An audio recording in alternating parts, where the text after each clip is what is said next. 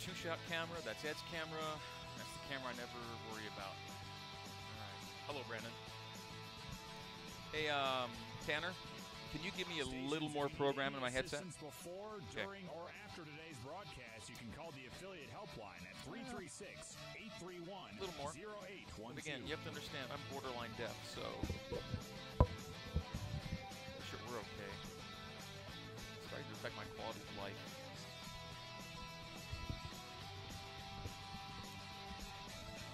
Mark, 1 minute stations, 1 minute until this broadcast of BYU Athletics. Stations, your next and final time cue will be with 30 seconds until airtime.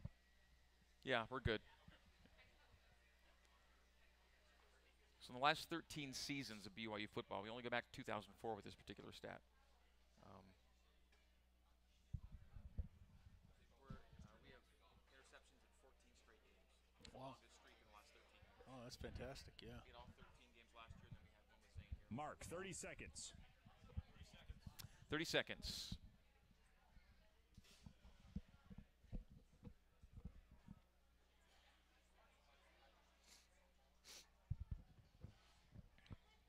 Stations, please start your archive recording. And as always, have fun. Have fun.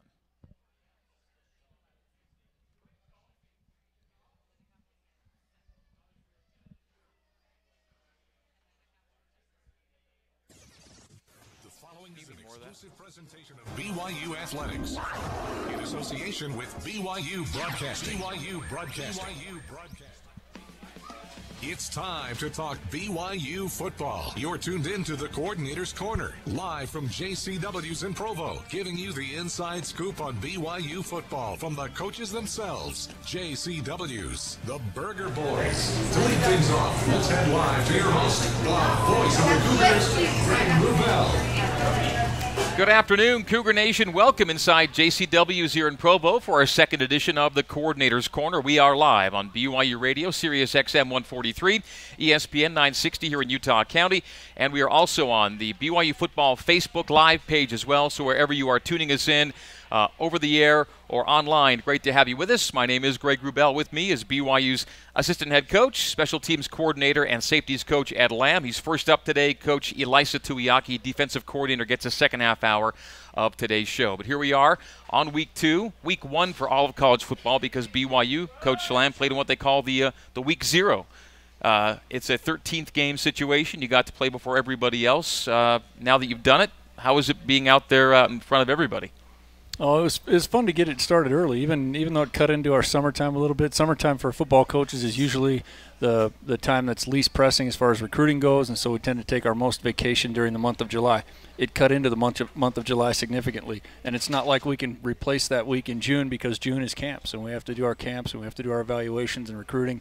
So it cut into our vacation, but, you know, football's heaven on earth, and we all enjoy it, and I enjoyed getting started early, and it was nice to have a game. The whole slate of games is usually all the teams play in Hawaii. That's what allows you to get that week 0 game in, and so that's what you saw last week. What we saw was BYU defeating Portland State at LaVell Edwards Stadium by a final score of 20-6. If you had to tick off a few Portland State takeaways, where would you start? I would start with Portland State, give those guys a lot of credit. I know Coach Barnum personally from my years in the Big Sky. Always enjoyed talking with him casually and professionally. He's always been a true gentleman of the game. He really worked and made that team better from the moment he got there. Became a physical football team with a dominant offensive line. The thing that I think they have this year is they've got some really good defensive personnel, especially in the secondary. Corners are good. They were a big challenge for our guys, and I think they'll do very well in their league there in the Big Sky and every other game they play. Now, as the special teams coordinator, I want to hit a couple of things that you might focus on. I thought kickoff coverage was very good. They averaged fewer than 13 yards per return on their returns. There were some touchbacks as well, which you'll take. And I thought whether it's Corey getting into the end zone or Mickelson placing, you're pretty happy, weren't you? Yeah, the placement by those guys was just excellent. We had a couple of times where we're looking for 4.0 plus on hang time, and the ball somewhere between the 3-yard line and the goal line, placed somewhere near the numbers, and it was almost every time we had that kind of hang time, that kind of placement, and it really, at that point, it becomes a feeding frenzy for the kickoff coverage guys to get off blocks and race to be the first guy in on the tackle. So what are your feelings on touchbacks then? Oh, we give no quarter. We ask no quarter. We did not offer them the ball in the end zone. In fact, the one where we had it, there was I don't know if you had noticed, but there was a little bit of wind that picked up from the south. And so my coaching to Corey was, put a little more on this one, and the wind should hang it up for us, but let's not have it land on the 10 or 11 yard line. And he did. He did exactly what I asked him to do. The wind just died down for a moment, and the ball ended up in the end zone. But we don't want to kick it in the end zone very often. We want to give our guys a chance to go down and cover. They do it very well. Because when you did give Portland State a chance to cover, they weren't getting to the 20. That's right. Yeah, we were getting them inside the 15-yard line twice, and that's a big field position advantage. We are not in the game of football to not take risks, to not be aggressive. That's not Coach Sitake's style. That's not my style. We want to play this game as aggressively as we possibly can. We want that culture to be pervasive throughout the offense, defense, special teams. If you had a guy whose leg was so good that that's what he did, he was kicking it through the end zone every time, would you say take something off it, or would you deal with the touchbacks every time? Yeah, well, we do. We have those guys can put a touchback in every time. And at some point in my career, there's going to be a long return or a touchdown, and everybody's going to say, "Oh, dang Lamb, he's such an idiot. Why didn't they just give him the ball on the 25?" But over time, and you see this in the NFL a lot, every one of those guys can put a touchback in. And if there's an injury situation, or we're starting to get low on coverage guys, or there's a rep situation on defense and guys are getting fatigued, certainly we want to put some in. Yeah. Or there's times where we want to sky kick it or squib kick it and see if we can get the ball on the ground and maybe get a turnover in that situation. But our base is to put the ball somewhere between the 5 and the goal line and go and cover and try to get great field position. Did you have a set rotation then on your kickoff guys, because both Andrew and Corey did go? Yes, and it puts a little bit of strain on the opponent in their game planning. Each of those guys have their strength, but most significantly, it's a right footer and a left footer. And so reading the kicker's approach, identifying the sky or the squib kick becomes more difficult, and just setting a game plan. As we're not like one of those teams that just puts the ball in the same place and kicks it to the same spot every time. We can put it multiple places and kick it all over the field. So variability with your kickoff guy is kind of a nice weapon to have then. Right, yeah. I didn't recruit it, I didn't set it up, but I'm going to use it, and they're both really good at what they do. Okay, when it was time to cover, Braden Elbakri made some noise on Saturday. He had a couple of just fillings rattling tackles on Saturday, and as a fullback, we know how good he is. Where did you see, or when did you see that he could be a real good asset to you on kick cover? I had him on the backup units last year. Mistake on my part. Put him in Michigan State game. Just one play, as I often do. I'll kind of take a look and who's starting on offense or defense and covering kicks for us. And as the game goes along, can we get a guy in? I got him in that situation, and he went down and made the play. One rep, one tackle. And so he played more significantly, not all the time, but going into this year, I knew that he was going to be a frontline guy there on the kickoff, and he didn't disappoint. This is where we wish we had video, because on one of those he actually beats a double team block and gets down there first and makes the tackle. Pretty spectacular. What makes him the ideal guy on that unit? He's got the blend of size and speed, all the tangible assets, but most importantly, he refuses to be blocked. He's got the courage. I mean, there's, you and I can go out right now. We can play catch. We can throw the ball. We can catch the ball. We can punt the ball. We can do all those things. But the things that really only a few guys in the world can do is run full speed for 45 yards, beat the opponent, and go and actually tackle somebody in live tackle football. Have something left at the end to put a pop on. I hope I'm not underestimating you, but my days I appreciate the credit you just gave me. I'll take that are done.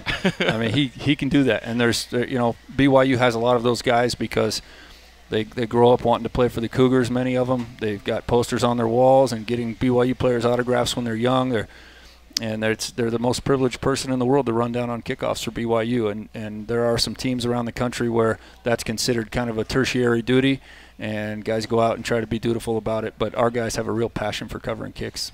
When Braden makes a resounding tackle, it's obvious how he excelled in that play. When you are watching film, let's say a guy who's not making the tackle, how do you, what jumps out to you are the guys that you need to keep on the unit, or they're doing their job really well? Yeah, it's about block shed, that part of the game from a coaching standpoint. There's a lot of guys as you come up through the game.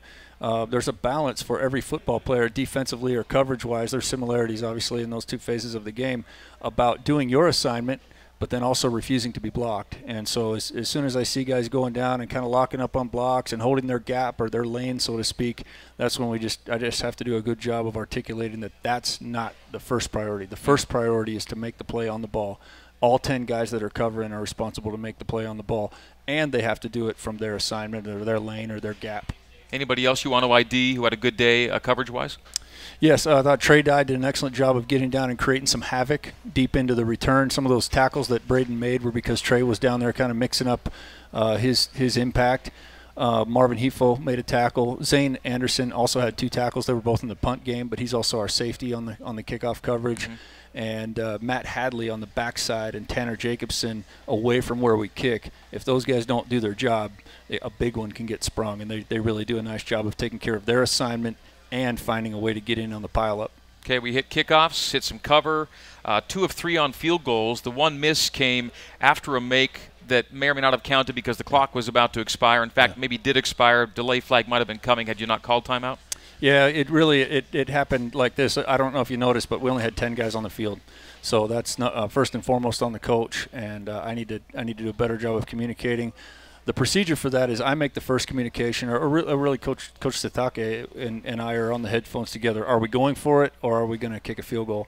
And then at that point, I need to be switching back and forth on my headset. I have one of the few headsets that go back and forth to offense and defense, and I need to communicate to the whole sideline, all of our group of coaches, that we have the field goal unit going on the field. And then that is relayed from 10 different coaches all the way down the sideline to the players. The players relay it to each other.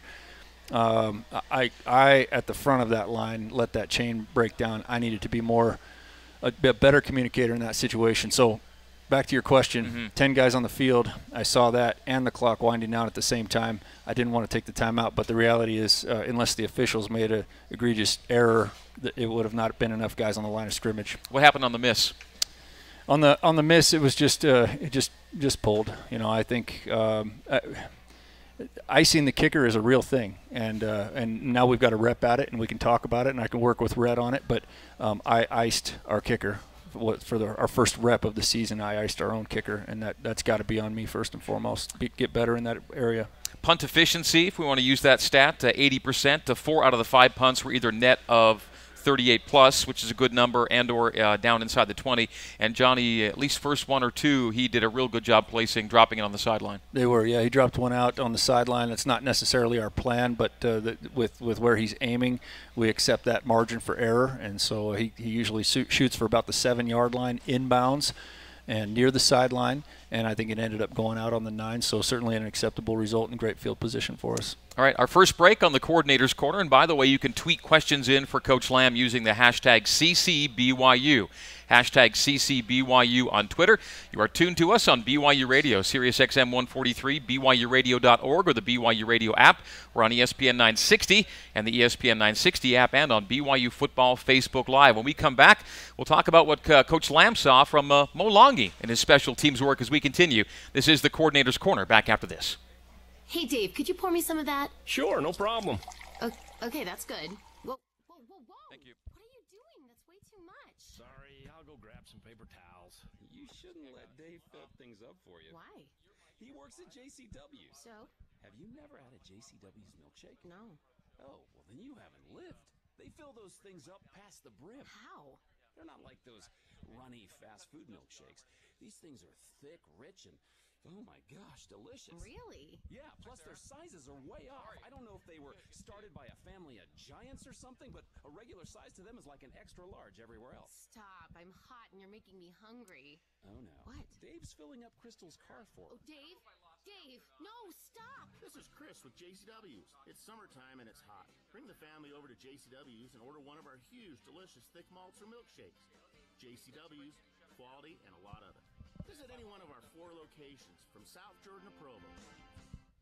Picture this. You have a big change coming up in your life and you need to move. Nervous? Change can be hard, but it doesn't have to be, especially the moving part. When you have everything else to worry about, trust the pros at Bailey's Moving and Storage to get your move done right. Lots of people have. They've been doing it for 65 years. So count on the official mover of BYU Football to help you take the stress out of moving so you can focus on that big change. Chat online at baileysallied.com or call 801-901-3001 to explore your options.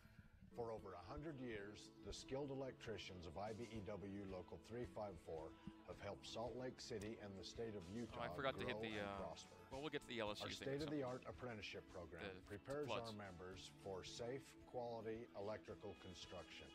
Ask for IBEW electricians and get the job We'll probably done start this right. next segment just talking a bit about the First flood time, situation. on time, on budget, every time. The time is now to hire IBEW electricians. You're tuned into the Coordinator's Corner, live on the new skin BYU Sports Network. Let's head back to JCW's in Provo and the voice of the Cougars, Greg Wrubell. Welcome back inside JCW's. You're in Provo, Utah. You can find us here every Monday from 12 to 1, and 2 of our 3 coordinators will be on every week. And this week, it's Ed Lamb and Elisa Tuiaki. Coach Tuiaki with us at the bottom of the hour, BYU's special teams coordinator, assistant head coach, and safeties coach Ed Lamb is with us for the first half hour. Last week, BYU 20, Portland State 6, our final. This next week, it's BYU against LSU, originally scheduled for Houston, but the site of that game, of course, in some question with the situation involving flooding and Hurricane Harvey. And Coach Lamb, we're just kind of assessing it and waiting for a call as it gets discussed and monitored, and we're kind of in a holding pattern right now. Yeah, fortunately, we've got, as a football staff, we've got plenty of work to do, way above our pay grade to worry about where the game is. I'm just concerned for the people going through the flooding there in Houston, and then just getting our team ready to and prepared to play wherever we play. LSU's had the a weather-involved scenario happen, I think now in 3 straight seasons, where something in that part of the country affects where they will play or not play a game. And while there was some expectation that Houston could be hit, nobody saw the severity really of what went down once the hurricane cleared its path. And the pictures you see, the video you see, is just kind of staggering. And it's tough to imagine getting something together, nor even the people there being concerned enough to worry about a football game right now down there. Yeah, right. I think it's probably impossible for us sitting right here to even imagine. We get some pictures, we get to take a view of it, and it puts things in perspective. And so we're all just trying to focus on our job. And in the times when we're talking about it, there's just, like I say, primarily just concern for that area and those people. We'll talk a bit about LSU preparations for that game coming up in a bit. Wanted to finish up a little bit of a special teams discussion from last segment, and I hinted that we would talk about Milani. Now, Big Mo, we discovered last week, would play some on special teams this year. Where did you put him, and how did he do? He played our field guard on PAT and field goal, and so in other words, if the ball happens to be on a hash on a field goal, then he would go to the field, which is usually where the heavy rush comes from. So we're giving him a big assignment there. I think that he will get better as the season goes along, but I was also very pleased with the way he got better during the game. And I'm not saying that to be critical of him, but there's just a reality. He was playing the game of football for the first time in his life, and I can't imagine, other than Pee Wee football, somebody stepping onto a football field and starting their first game of high school football or college football or anything like that. And he started his first game at 2 positions.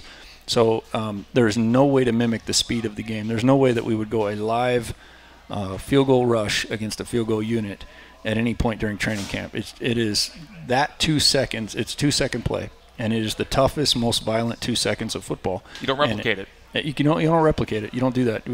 Practice is meant to be controlled. The number one priority for a coach, a smart coach in practice, is to get the players to the game as prepared as possible.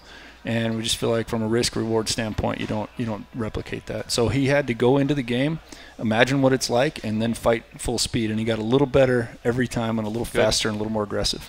It was his first ever game, and he was the first guy on the field. Big Mo brought out the U.S. flag to bring the team out of the tunnel on set. That was pretty cool to see. Yeah, that was great. Somebody on our coaching staff had a picture, so whatever a phone on a picture is called, phone pic or something. Anyway, let's go with that. Yeah. That started to kind of go around our staff on some of our group texts, and I think there were a lot of guys, obviously we have a lot of Polynesian, Tongan coaches, and to see.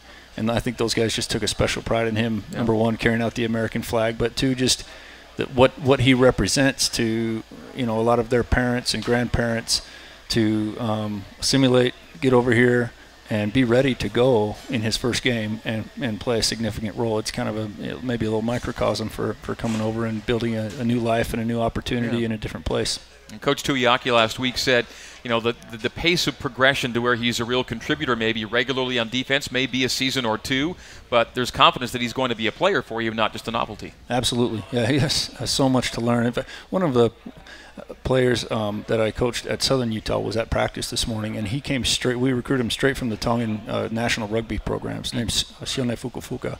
And he, after the game, texted me about how proud he was seeing Mo out there and asked if he could come to practice just to talk to him. And for Shione, the one of the biggest aspects of the game that it took him years to understand was just the speed and violence of the game. And so he wanted to come and specifically talk to Mo in their language about just cutting it loose and letting that aggressive instinct come out. It's pretty cool. And that was just today that he did that? Yeah, he just was over there today and at practice. And I had to leave just a couple of minutes before, we broke and everything, so I didn't get a chance to see the conversation, but I appreciated him coming and doing that. Now, you began the game Saturday against Portland State without one of your starting safeties, Micah Hanneman. You got him back in the second half. This goes back to a targeting situation from the bowl game. So you started Anderson Jacobson. How do you kind of rate those two for that first half they played together? Oh, they played both really solid. I think overall on defense and with the safety group, and including Micah when he came back in, we've got to train our eyes and footwork. I think that game plan for Portland State was concise. It was compact. There were some times where defensively, I think our guys got a little bored and started to freelance a little bit and renegade. That happens. We got to bring things back. It does happen, and part of it we want to encourage because games have a flavor, and opponents have consistencies or tendencies as they start to go through a game plan, particularly, and we want to match to that. But we also want to make sure that we've got our footwork, our eyes, our hands all in the right place all the time. Marvin Hefo got snaps for you back there. How did he acquit himself? He did. Marvin and Kamel splitted some time in our rotation, and those guys were both, I considered them going into the game starters. They were in our starting rotation. We did it by field position, which is something that we'll do from time to time. We did it all last year with the safeties. In other words, the offense gets to a certain part of the field and those guys go in. It's really not about me saying, oh, the other guy needs a break. It was scripted going into the game that they would play. And so in effect, they were starters in certain areas of the field, and I thought they both played really well. We'll hit LSU next segment. Before we break, though, put on the assistant head coach cap for a minute. When you take a look back at that first game, what was allowed, what was gained, how do you come out of it? I think overall we've got some sideline management to clean up, and I think it starts with the coaches. I thought we were just a little bit our first time with officials impacting the game, and so I think the coaches were a little bit like, hey, what's going on?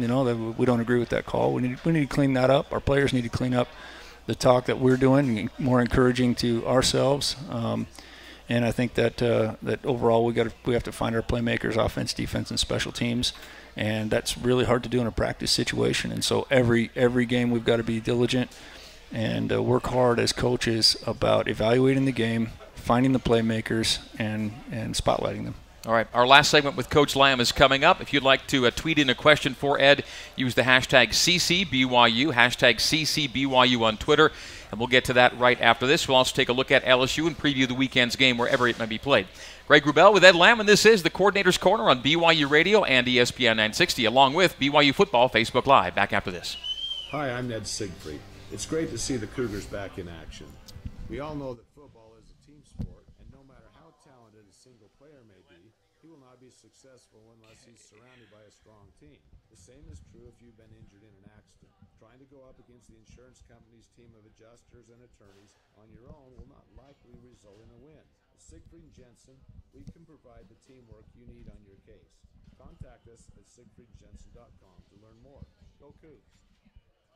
A DFCU Visa Platinum Rewards Card gives you points for every dollar you spend with no annual fee. Call Deseret First Credit Union, visit a branch, or apply online at dfcu.com. Deseret First Credit Union. Rates start as low as 8.9% APR. Your individual rate may be higher depending on your credit worthiness and the card type you choose. A foreign transaction fee of 1% of purchase may apply. A cash advance fee of 1.5% of purchase may apply. Offer subject to change. Membership and eligibility required. OAC. Aloha. Everyone knows it's fast and easy to save thousands when buying or refinancing with Box Home Loans. But did you know they're giving away a free Hawaiian vacation? Enter for a chance to win a free Hawaiian vacation with tickets to watch the Cougars take on Hawaii at boxhomeloans.com/Hawaii. Visit boxhomeloans.com/Hawaii and enter today. Mahalo and go Cougs. No purchase or loan origination necessary to enter or win. Obtaining a loan does not increase your chances of winning. Void where prohibited by law. Terms and conditions apply. See boxhomeloans.com/Hawaii for details. NMLS number 1359687. Picture this. You have a big change coming up in your life and you need to move. Nervous? Change can be hard, but it doesn't have to be, especially the moving part. When you have everything else to worry about, trust the pros at Bailey's Moving and Storage to get your move done right. Lots of people have. They've been doing it for 65 years. So count on the official mover of BYU Football to help you take the stress out of moving so you can focus on that big change. Chat online at baileysallied.com or call 801-901-3001 to explore your options. Live from JCW's in Provo, this is the Coordinator's Corner on the new skin BYU Sports Network. Now let's rejoin the voice of the Cougars, Greg Wrubell. Welcome back inside JCW's here in Provo for the Coordinator's Corner. Mondays, 12 to 1. We'll visit with two of BYU's three coordinators every week. This week it's Coach Lamb and Coach Tuiaki joining us at the bottom of the hour. BYU and LSU this Saturday, originally scheduled for Houston. The site of the game is being discussed as they deal with the aftermath of Hurricane Harvey down in Houston. So LSU defensive coordinator Dave Aranda. We're going to go back 10 years. You're the new head coach at Southern Utah. You need a defensive coordinator. Who do you call? It was Dave. I was always impressed with Dave. We've known each other a long time. I started coaching. I was a graduate assistant at the University of Redlands. He's a Redlands High School graduate, and he was working at that time in the SCIAC Conference, Southern California Intercollegiate Athletic Conference. It's Division III, academic-oriented college football conference. I had a great time. Delta great State experience was there. where he was right before you? Delta State was where he was working. I think they had one of the top defenses and one of the top teams in the country. And but we had kept track of each other, and he's one of these guys that gets out and visits and does professional development with everybody that he can. He's always very detail-oriented, always really successful, and yeah, so I asked him to join us, and he did. Now he did, but not for a really long time. Yeah. This was in the winter when the hire was made, and he'd really been there just a matter of days or weeks when he gets a phone call. Yeah. And he's got to come and say, Ed, I hate to do this to you, but and there was a reason that he felt like he needed to take that call and visit with you about it because it was kind of a special connection he had. Tell us about that. Yeah, he was actually, it was one of his first few days actually working the job. You know, during that time where the coaching carousel happens, it's during the holidays, and then there's the national convention, which is a dead period, no recruiting. And so he'd been on the job for a couple of weeks, but really it was his first couple of days out recruiting. And I think he was in somewhere between Las Vegas and Los Angeles, maybe like Victorville, when he called and just said, I've got this opportunity at Hawaii. As you know, these things sometimes they fall through, and so he was kind of asking for advice on, you know, do I wait until I actually sign a contract at Hawaii, or do I keep working here with you? And I said, hey, well, let's just do this. You go gather your names, you go recruit for, you wear the SUU shirt, but obviously you're looking for players for both Hawaii and SUU. And if you need to go, and that's better for you and your family, then just pass on the names and get going where you need to go. I wish you luck. I think he had a connection with the UH coach at the time, Coach McMacken it was. He did. Both he and Dave were really grateful that you took the approach you did and didn't make it really difficult for Dave to do what he felt he had to do in his heart, I guess. Right. Yeah, absolutely. Every coach feels awkward about, you go to some place and then leave right away. You just don't want a reputation like that. And I told him that nobody pays attention to what's going on at Southern Utah anyway. You just go. Well, he's been a lot of places since, and he's been really good at the places he's gone. So Dave Aranda as LSU DC, what does he give you? What does he give BYU this weekend? He'll be prepared to have the guys playing really hard. He's done that everywhere that he's been. He studies the game. He has a good balance. There's a lot of guys that know a lot about football that aren't necessarily capable of being good coaches, because it doesn't matter what we know, it matters what the players know. And Dave knows as much football as anybody that I've ever talked to, anybody that I've ever met, but he'll keep it simple. He'll have LSU playing really hard. They'll be well prepared. It'll be a great challenge for us. Okay, some thumbnails maybe from the LSU scout that you've gotten already. Well, anytime a team in that area of the country, there's just a lot of speed. It's as you know, we've talked about this before, but really in recruiting, I pay a lot of attention to track times. And it's amazing if you pull up, for example, sub-11 100 meters in different states and compare them in most of those states in the South. You've got a really long list, multiple pages of guys that can run sub-11 100-meter times. And so that's reflected. We all reflect the state where our school is located. We all reflect their geographic recruiting areas. So the South usually has a lot of speed on their team. And they'll play with a lot of emotion, and that's how the game is played there. That's how the game is supported from a fan standpoint, and so we've got to be ready for those things, but we want to keep our identity, and our identity is composed, and physical and tough. Experienced quarterback, they'll start, and dynamic running back in Darius Geis. His career yards per carry average is, I think, north of 7 right now. Fournette gets all the press last year, but he didn't play as much as Darius Geis did. That's right. Yeah, I think there were some injuries or something like that kept Fournette back, and Geis had his opportunity to step forward. He's an excellent back, one of the best in the country, and that's really why we're in this game. Coaches, players, we want to play against the very best and see how we stack up. Now, the fact that you've had the one game and LSU is going to work through, first game situations that cropped up maybe for you guys this past week, does that give you guys any kind of edge in a game where you're going to travel somewhere to play these guys? We hope so. We hope because really the disadvantage is that LSU has our video, and they've studied what we do this year. Like from a special teams standpoint, their head coach has already gone on record as saying that they've got a new special teams coordinator, and he's actually an analyst. He was with the Saints a year ago. And all of their coaches are taking part in coaching the special teams. The analysts aren't allowed to directly coach the players, and all of their schemes are going to be different. They've closed every practice because they knew that our advantage would be we're playing game 2. Their advantage would be secrecy. Yeah. And so we have to take advantage of what we can control, which is we've played a game. We need to be more polished than they are in our game 2 versus their game 1. So it's BYU and LSU Saturday somewhere. We're going to, again, monitor and wait for the developments as they occur, as they figure out how to, if they are going to indeed move this game to an alternate venue. And then we'll give you a game time as soon as we know it as well. But we do know the Cougars and the Tigers are probably going to tee it up somewhere on Saturday. Coach Satake, after the game this past weekend in our post-game conversation, said he wished he could run the guys right that minute. Like, he was pretty wired about the things you wanted to get fixed. And where did you guys, when you got back together now as a team on Monday, where were you all kind of mentally in terms of getting ready for this next week? There's an old coaching adage, it's never as good as we think and it's never as bad as we think. And so you can put that toward whatever phase of the game that you happen to be thinking about. But there's just, the final stats, the final score, it just so very rarely tells the story. And usually the difference between playing really solid, less than 250 yards allowed defense or really great, 500-plus yards on offense and a bunch of points, it's just a few plays. And so we or a few penalties. It could be a few plays, especially penalties, because it can extend drives when you're defensively on the field, and it can put you in really tough third down situations. I think or take points off the board even. Or take points off the board. Yep, on me. 3 points I owe BYU football. We'll never live that one down. Well, we've got things to work on and tidy up for Game 2. I do. Coach says he does. The guys will, and we're all going to get after it again on Saturday as BYU and LSU. Ed, thanks as always, and I think we'll see you in a few weeks. Thank you. All right, that's Coach Lamb. This is the Coordinator's Corner on BYU Radio and ESPN 960 plus BYU Football Facebook Live.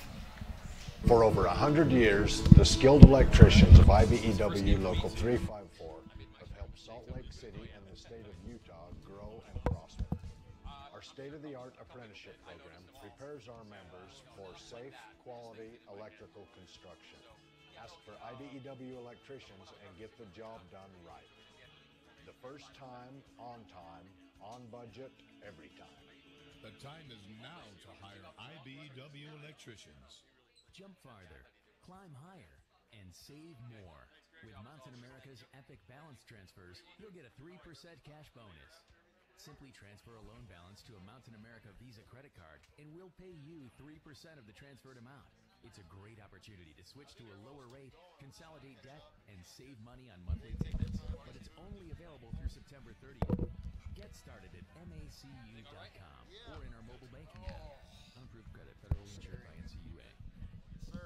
Score a touchdown with a DFCU auto loan. Whether you're purchasing a vehicle or want to refinance the one you have, Deseret First provides a variety of flexible auto financing options. How's your volume? Does it sound okay to you in your headset? Yeah, I'm good. You sound good. Deseret First online, over the phone at 801-456-7590 or in a branch. If at the dealer, tell them you want your loan with Deseret First. Deseret First Credit Union, serving the LDS community. OAC, membership and eligibility required. Stuck something in my ear when I was a kid, and it's probably still in the right side, so not as clear. This is my bad ear. This is the ear that I don't hear very well in. It's my microphone ear too. I couldn't even do a broadcast if the mic was on this side. I would freak out. It has to be right here. I have to reach up and have a mic right here. No purchase or loan origination necessary to enter or win. Obtaining a loan does not increase your chances of winning. Void where prohibited by law. Terms and conditions apply. See boxhomeloans.com/Hawaii for details. NMLS number 1359687.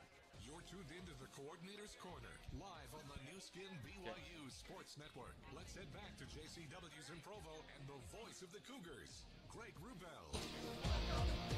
Coordinator's Corner continues from JCW's here in Provo, Utah. We are with you Mondays, noon to 1, and we invite you to be with us or tune in on BYU Radio, ESPN 960, or BYU Football Facebook Live. I'm Greg Wrubell. With me, BYU Defensive Coordinator and D-line Coach Elisa Tuiaki. We thank Ed Lamb for his first half hour, and Coach Tuiaki is going to wrap it up with us to get us to 1 o'clock. And Coach E, hello, welcome, good to see you. And we'll start with you the way we started with Ed, and we asked him if he had to come up with just a few takeaways to tick off from Saturday. Where do you kind of start?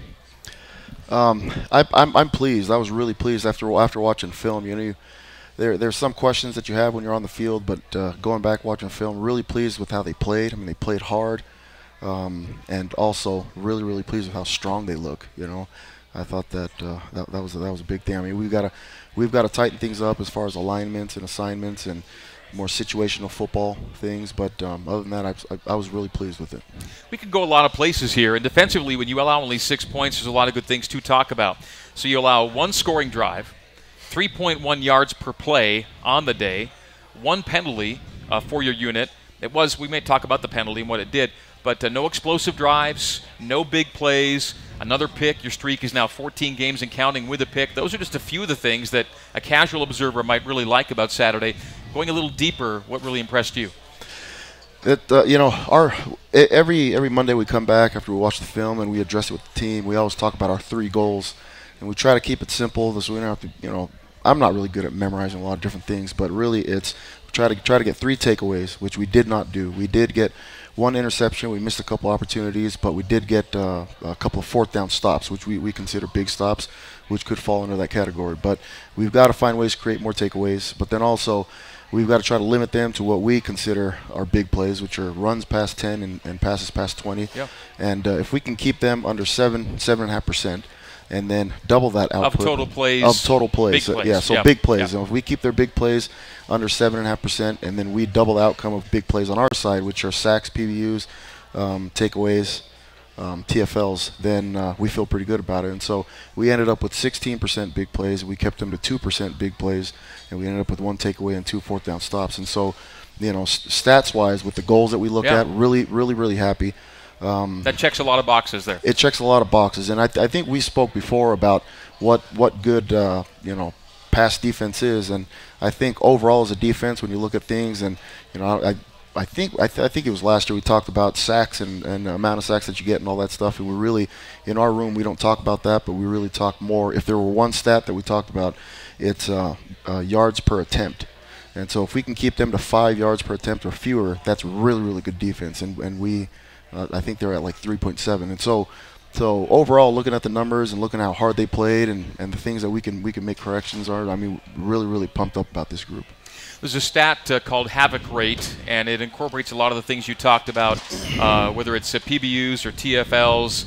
And last year, BYU was top 30 nationally in havoc rate. That is percentage of plays that end up with you doing those things, disrupting basically. And front 7, if you take just the front 7 guys alone, you were top 15 in that. And so, however you want to describe it, havoc, disruption, keeping teams off schedule, that's a big part of what you want to get done. Right, absolutely. And so, you know, there's so many different stats that you can throw in there and say this one's more important than this one. But we talked about it a little bit last year in Coordinator's Corner, where it's the final score and takeaways. And then after that, really just big plays for us and limiting big plays. And so kept them from any, you know, deep balls and you know, a couple of guys just messing up on some things where we gave up some runs. But other than that, felt really good overall at the end of the day. And they had a lot of one of the things we harped on last week with our defense was that they had a lot of offensive linemen coming back. And watching last year's film, they were really good at running the ball. really physical team. They play, the Power 5 teams that they played. I thought that they played stout, against them, against Washington and those teams. And I mean, I was really impressed with how stout our D-line was, and how strong everybody looked. It was really good. I want to get to your D-line because a lot of guys played, and we'll see if all the guys I had on my board did play. We'll ask you that in a second. You mentioned just the one takeaway. You want to be at 3. But that said, you're still plus because offense didn't turn it over. So you end up as a plus turnover margin team, and you contribute to that. And when BYU's plus in the margin, Cougars are winning about 90% of those games. It's a big deal for you guys. Yeah, absolutely. Most teams, but really big for you. Yeah, it is. And the offense did a really good job taking care of the ball and giving us a chance. And if a drive stalls, punt it and play ball. But sudden changes and all that stuff end up killing you a little bit, and also put the damper in the mood as far as momentum swing with the crowd and all that. And so I thought the offense did a good job taking care of the ball, and we just got to give them the ball a few more times. I think it'll equate to more points. Well, when you allow only 6 points on the day, a lot of what you wanted to get done means it got done. I mentioned one penalty, and it's funny that the one penalty was a pretty big factor in the one scoring drive they had. They called it a hit. It's generally iffy when a guy's going to the side. How did you see it? Because I didn't think they had to call. Yeah, I mean it could have gone either way. It was just one of those deals. I didn't think it was a good call, but you move forward and just keep going. So if they don't make that call, I think it's 3rd and 6 on the next down. As it was, drive extended a bit, and they just kind of chipped their way downfield. Ended up being a 17-play drive at the end of it for their touchdown. Yep, it was. They did a good job. The quarterback made phenomenal throws, some timely throws. We weren't playing exactly where we needed to be as far as our alignments and assignments, but they capitalized on it, and the ball found the open guys in the pass game and kind of nickel and dimed us all the way up the field. And I think they converted 3 or 4 third downs and 1 or 2 fourth downs. Yeah, exactly. So we just got to get out of drives and make plays. All right, BYU's defensive coordinator and the D-line coach Elisa Tuiaki is with us. We'll come back after the break and talk about that D-line and how they played against Portland State on Saturday. We'll also address the BYU LSU situation. Nothing yet that we can share, but it's being assessed, and we'll see what they end up deciding regarding the venue of that game on the weekend. I'm Greg Wrubell. He is Elisa Tuiaki, and this is the Coordinator's Corner live from JCW's on BYU Radio and ESPN 960 plus BYU Football Facebook Live. Back after this. Picture this. You have a big change coming up in your life, and you need to move. Nervous? Change can be hard, but it doesn't have to be, especially the moving My phone part. buzzed a couple times. I thought maybe they were trying to tell me where the game was being played, but nothing on that. Nothing yet. So. Right. Lots of people have. They've been doing it for 65 years. So count on the official mover of BYU Football to help you take the stress out of moving so you can focus on that big change. Chat online at Bailey'sAllied.com or call 801-901-3001 to explore your options. A DFCU Visa Platinum Rewards Card gives you points for every dollar you spend with no annual fee. Call Deseret First Credit Union, visit a branch, or apply online at DFCU.com. Deseret First Credit Union. Rates start as low as 8.9% APR. Your individual rate may be higher depending on your credit worthiness and the card type you choose. A foreign transaction fee of 1% of purchase may apply. A cash advance fee of 1.5% of purchase may apply. Offer subject to change. Membership and eligibility required. OAC. Hey, Dave, could you pour me some of that? Sure, no problem. You say on the board, what does that mean? Okay, that's good. Whoa, whoa, whoa, whoa! What are you doing? That's way too much. Sorry, You count their snaps, their reps? Towels. You shouldn't let Dave fill things up for you. Why? He works at JCW. So? Have you ever had a JCW's milkshake? No. Oh, well then you haven't lived. They fill those things up past the brim. How? Yeah. They're not like those runny fast food milkshakes.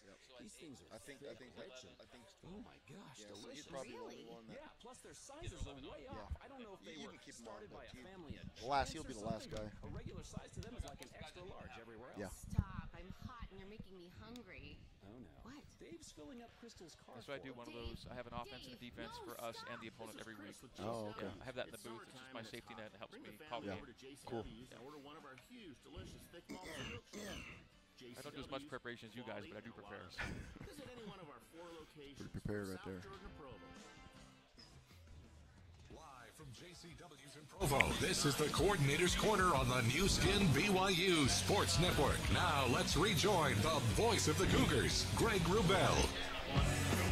Welcome back inside JCW's in Provo. Coordinator's Corner continues. If you have any questions on the defensive side of the ball for Coach Elisa Tuiaki, tweet him in with the hashtag CCBYU, hashtag CCBYU on Twitter.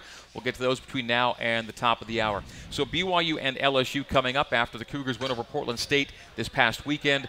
The game scheduled for Houston E, but as we all know, there are discussions ongoing about where to play the game. It looks to be tough to be able to have it in Houston right now, based on everything we've seen, and we don't know anything yet, and nor do you as coaches. You prepare and you hope to minimize distractions, but you simply assess and wait for word, right? Yeah. Well, I mean, I know both teams will be ready when it comes down to it, and it's a tough deal for the city of Houston, but pray for them and hope that everything ends up for the better in the long run for those guys. As you prepare for the game, you're keeping tabs on the situation and the human element of it. It's pretty staggering to see what they're dealing with right now. It was going to be a tough storm, and we all knew that. But even the National Weather Service said it was unprecedented, the kind of water that put down on Houston. Yeah, and you see some of the pictures that they put out there. I mean, it's unbelievable. Brian Johnson, who I coached with up at Utah, his wife and my wife stay in touch just through social media. And he's down there? He's down at Houston now. He's offensive coordinator. Yeah. And he, she showed me a picture of their house, their car underwater, and I think Milani talked to BJ yesterday as well. It's just rough. A lot of families affected. Okay, so we will, again, continue to monitor, and as soon as we know, we'll share with you, and BYU will do a good job of getting word out officially if and when things are decided in that respect. So as the D-lineman coach, the guys that you put on the field on Saturday, who stood out to you, who really impressed you, or as a group, were you just pretty content? I was really happy with all of them. They all the interior guys, you like to go into a season feeling good, feeling comfortable about at least 5 guys. I think that we've got 6 that we can rotate. There's some guys obviously that are a little farther ahead than others, but in order to keep them healthy for the long run, you always want to try to keep guys coming along and keep guys that aren't as good right now, just continue to develop them and give them opportunities to shine in games and all that stuff. And so those 6 I thought did a really good job, and there's things to clean up, but really happy with the interior 6. Kairos Tonga, I'm sure everybody saw, really sticks out. I mean, he's going to be a big-time player really soon. And so, football is new to him still. He's really disruptive, but when he starts to put things together, he's not only going to be disruptive, he's going to make plays too. And so right now he's just disruptive at the line. Other people are kind of benefiting off of what he's doing. But the next level for him to take is learning the game of football and disrupting as well as making the plays. I think he's going to be a guy that might only be here for a couple of years and be out, which is going to be awesome for him if he stays healthy. Now the 6 you're talking about, the interior guys, Handsome Tanielu, Kesni Tausinga, Tavita Maunga, Kairos Tonga, Solo Wolfgram, and Meti Talia Uli, they all played. Not that they were always paired, but Kairos and Tavita were on the field together a lot. You'd often see Handsome and Kesni go out, Tavita and Kairos come in. Kairos and Tavita, based on the weights they give us, that's a couple of guys combining for 675 right now. Yeah, those 2 are really stout. 2 big-time D tackles. And Tavita too, he's come a long way since last year. Had a really good spring ball. And you were hoping, you didn't know when we talked last week that he was for sure in. You hoped to find out by midweek, and by the end of the week he was good to go. He is in, yeah. He is in. So really pleased with that. And he's worked his butt off in the weight room and got things right academically. And so fun to see those guys in. But I try to really pair them up, just having an experienced guy as well as an inexperienced guy, so that if I put Solo and Kairos in at the same time, they both stare at each other like, what are we doing? So I try to Metti's got a lot of experience. I think Handsome and Kesni have the most experience, and they've been the most consistent through fall camp, and so felt really good about putting them in. They did a really good job. Kairos is still learning football, and so to put him with Vita, and Vita's very vocal and kind of tells him what to do and helps him out, it's good for him. So pair those guys up nicely. Now to the ends, I want to make sure I got these guys and that they all got in. I know they did. Corbin Kofusi, Sione Takitaki, of course, Trajan Peely, Rhett Sandlin, Longi Tuifua. Did I hit the main guys that got in on the ends? Yeah, yep. Okay. Yep. And I see you've got Uriah Leatawa. He didn't get in, but he'd end up being the 6th guy. So Eric on Twitter, by the way, hashtag CCBYU, hashtag CCBYU. Eric wants to know how you felt the D ends set the edge against Portland State on Saturday. Everything's by scheme, right? And so, sometimes it's not exactly what we're asking them to do, and it just depends on what we're doing. But, There was a lot of big plays out there. I'll tell you what, Corbin Kaufusi is really, really good. And compared to last year, having a big offseason, putting on weight and getting stronger, he's a big-time player. And so is Sean Takitaki is just explosive and really, really disruptive. And so Sean,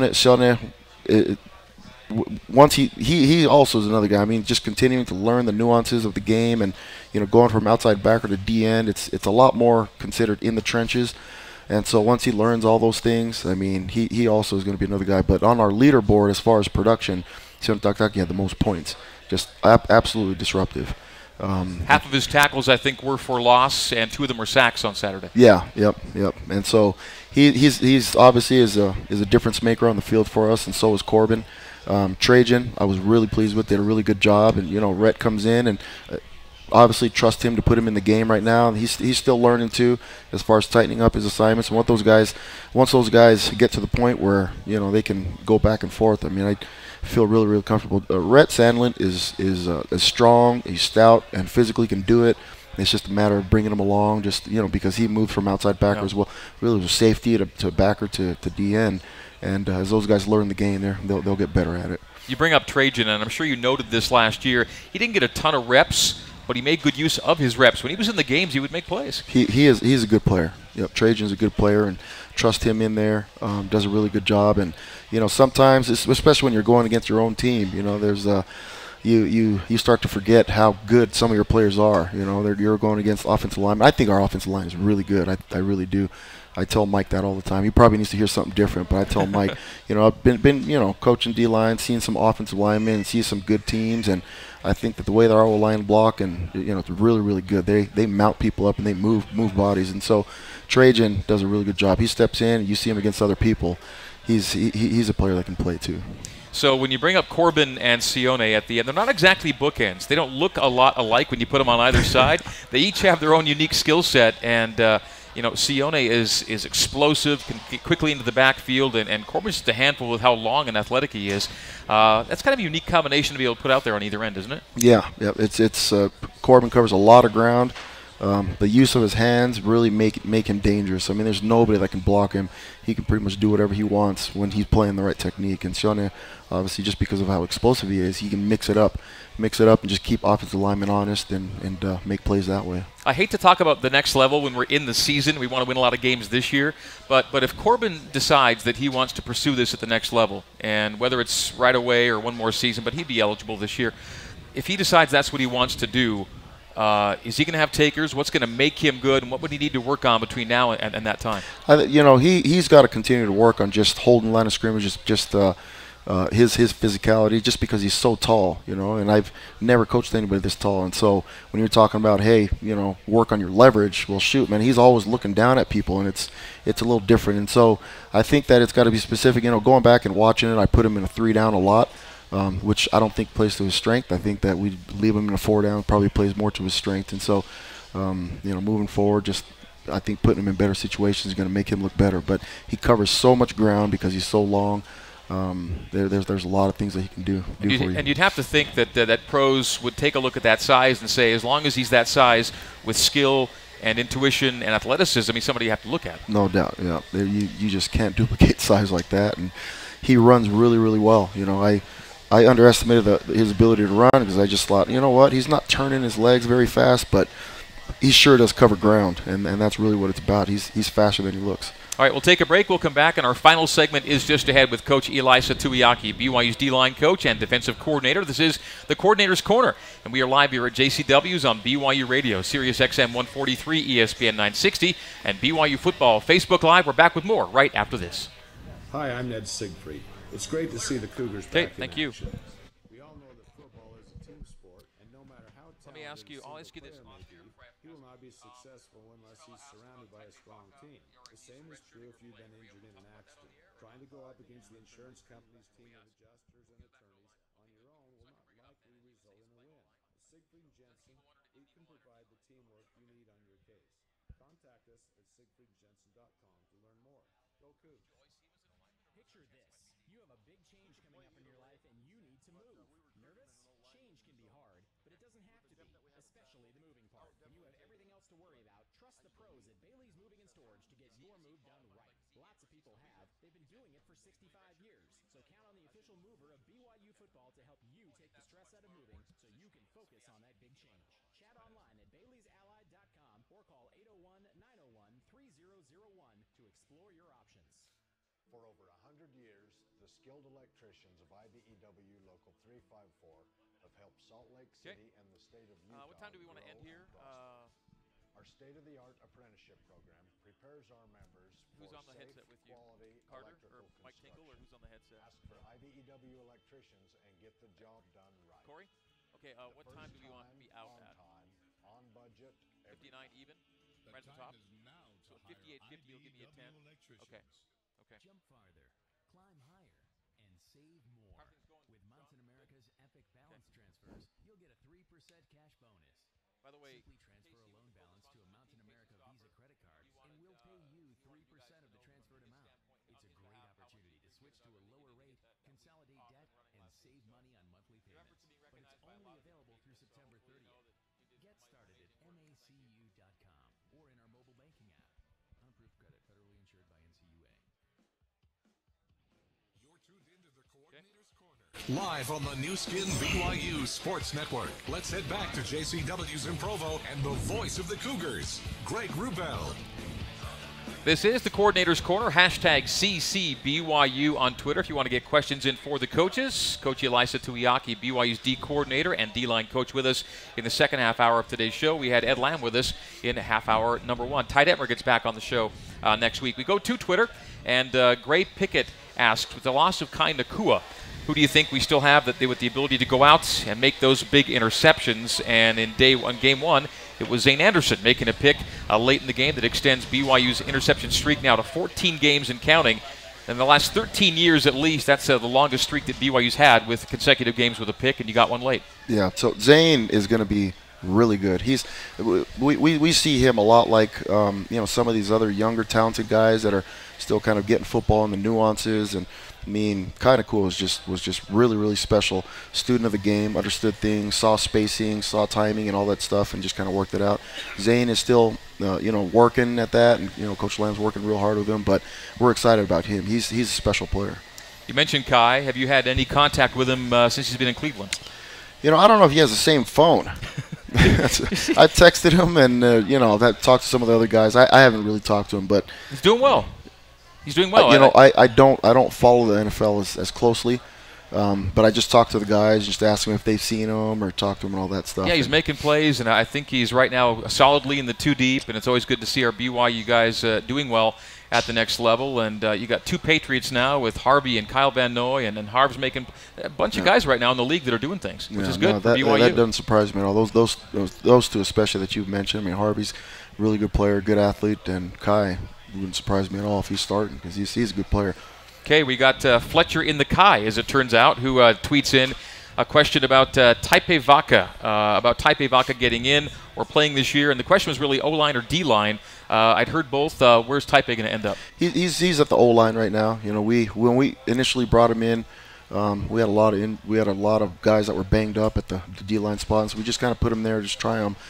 He can play either way, but we recruited him originally as an offensive lineman. We have a lot of D linemen that we signed, and so there's just not a need for him at D line, and so we're just right now he's gaining weight, and I think the plan is to just bring him along and decide maybe 3-4 games in if we're going to redshirt him, but he'll be an O lineman. Okay, we've talked about a lot of different defensive guys during our half hour. Any unsung heroes from past Saturday that maybe we haven't talked about that maybe kind of under the radar really impressed you when you look for different things? Fred, we decided was the player of the game. The guy we should be talking about led the team in tackles, haven't hit him yet. So Fred, yeah. Fred, and everybody knows Fred's a good player. Fred is a great kid, good player, and really, really instinctive. We thought that he was a guy that was a difference maker, but the other guy, Matt Hadley, is an unbelievable athlete, and just the move from safety to backer. I mean, there's some things that he's got to pick up playing backer, but so instinctive, really, really good ball player, chasing things down from the backside, just smooth in space. We're really, really happy with the move for moving him from safety to bow, and getting Zane on the field. And so when that move was made, then when he went from backer to outside, or from safety to outside linebacker, did you know immediately this is going to be a hit? It was Mark, Coach Lamb. He's got the eye for it. You know, Coach Lamb kind of pointed out that there was a lot of safeties in his room that he thought were good players that might be sitting. And you know, as we looked at it and kind of moved guys around, especially with some of the guys that got banged up in camp and giving Chaz IU a shot, you know, at the flashbacker spot to back up Fred. I think the future of Chaz is where Fred is. No kidding. And he looks a lot like Fred as far as his movements and all that stuff. What's he going to play out eventually, weight-wise, to be that to be the guy he needs to be there? You know, I don't know how big he's going to get, but I would imagine that he'd be a 220, you know, guy that can still cover man-to-man and What's play he at that. right now, roughly? I don't know that. Do you think he's 200? Yeah, I think he's just a little bit over 200. Yeah, 205, something like that, you know. But I think he's going to be big enough, and he's still kid, you know, just fresh out of high school. He's just a little kid, so he'll be big enough to play that spot. He's definitely physical enough to play. Made a nice play. I think initially he's dropping into coverage, sees it, gets up, shoots in, makes tackle in the backfield Saturday. Nice play. Yeah, did a really good job. And just, you know, that's hard to teach. We don't have individual drills where we, run up and just, you know, take this guy's legs. He does all that stuff naturally. Okay, we got about 45 seconds left. So in these last 45 seconds, 30 seconds, some of the LSU elements that you think you're going to really need to focus on to get the result you want against the Tigers this weekend. We got to stop the run as usual. You know, there's a lot of shifts in motion. You watch what they did last year at Pitt with the new offensive coordinator. Yep. You know, offensive coordinator. There's a lot of shifts in motions, and a lot of guys are just kind of out of position, and they do a good job mixing things up. And so we got to make sure that we're sound. If we're sound, I think that we've got a chance. We just got to be sound and make those guys earn it and stop the run, and you know, hopefully we can create some big plays where we can get them in the third and long distances. I think the pass rush is coming along. They look really, really good. So. All right. For Coach Elisa Tuiaki and Ed Lamb, I'm Greg Wrubell. Thanks. This has been the Coordinator's Corner on BYU Radio, ESPN 960, and BYU Football Facebook Live. So long. Nice, right on time. That was good. You wrapped it good. Coordinator's Corner live on the new skin BYU Sports Network from JCW's in Provo. JCW's, the Burger Boys. Tune in each Monday throughout the season for the latest on Cougar football. The Coordinator's Corner is a production of BYU Athletics in association with BYU Broadcasting, with production assistance from ING. Coordinating producer Dave Shook. Network manager Mike Tingle. I'm staff announcer Jeff Lawrence with a special thanks to BYU President Kevin Worthen, Vice President Matt Richardson, Athletic Director Tom Holmo, and General Manager of Corporate Sponsorships Casey Stauffer. The Coordinator's Corner is an exclusive presentation.